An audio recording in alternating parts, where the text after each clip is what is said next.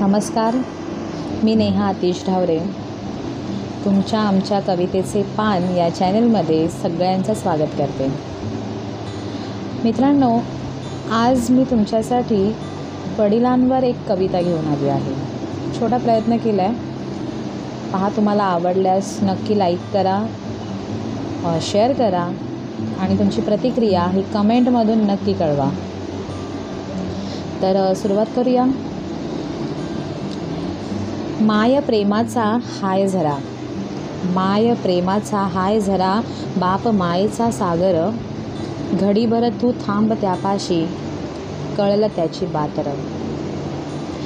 ना करी आस कशाची, ना करी आस कशाची, ना दावी स्वकष्टर, तुझ्या सुखा पायी ठेवी स्वतःची ओंजळ खाली र।